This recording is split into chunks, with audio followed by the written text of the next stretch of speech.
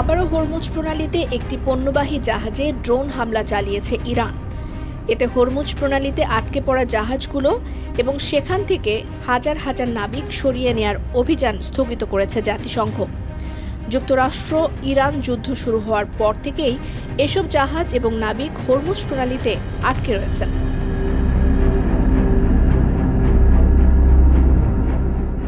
যুক্তরাজ্যের maritime trade operations বৃহস্পতিবার জানায়, পণ্যবাহী একটি জাহাজের ডান দিকে অজ্ঞাত একটি ক্ষেপণাস্ত্র আঘাত হানে।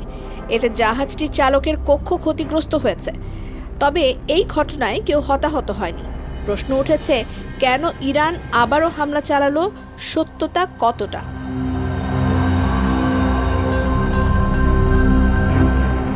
ঘটনার সূত্রপাত গত বুধবার। ওই দিন হরমুজ প্রণালীর ওমান জলসীমায় নতুন একটি পথ ব্যবহার করে পার হয়ে যায় একটি লাইব্রেরিয়ান জাহাজ। ওটি নতুন পথ হিসেবে ঘোষণা করে কোনো দেশ। ওই ঘটনার পর উপসাগরীয় দেশগুলোকে হুঁশিয়ারি দেয় ইরানের ইসলামিক বিপ্লবী বাহিনী। তাদের সাফ কথা, হরমুজ প্রণালীতে ইরানের জলসীমা এড়িয়ে ওমান জলসীমা দিয়ে কোনো জাহাজ চলাচল করলে তা মধ্যপ্রাচ্যকে নতুন করে যুদ্ধের দিকে ঠেলে দেবে।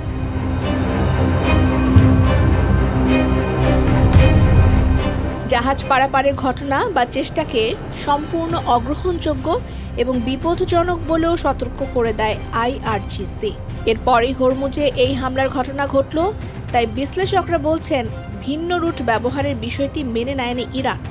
আর যেহেতু IRGC হুঁশিয়ারি দিয়েছে খারাপ পরিণতির, তাই ওই ড্রোন হামলাটি চালিয়েছে তারা। এমনকি ইরানের বাহিনী জানিয়েছে, ভবিষ্যতে হরমুজ প্রণালীতে টোল আদায় করা হবে। সেক্ষেত্রে কারো কোনো নিয়ম তোয়াক্কা করে না ইরান। এমনকি যুক্তরাষ্ট্রের প্রেসিডেন্ট ডোনাল্ড ট্রাম্পের হুমকিকেও তোয়াক্কা করছে না মোস্তফা খামেনির প্রশাসন।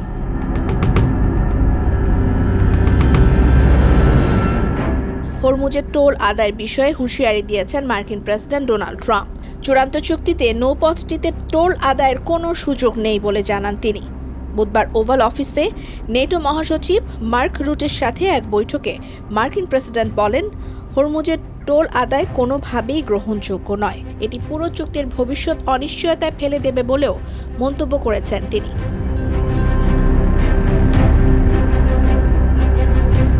টোল আদায় তো হবেই, আরও কিছু বিষয় বাস্তবায়নে জোর দিচ্ছে ইরান।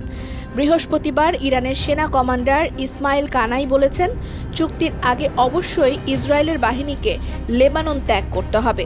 সেটি জোরপূর্বক হোক বা পরাজয় স্বীকার করেই হোক, তাদের লেবানন ত্যাগ করতেই হবে।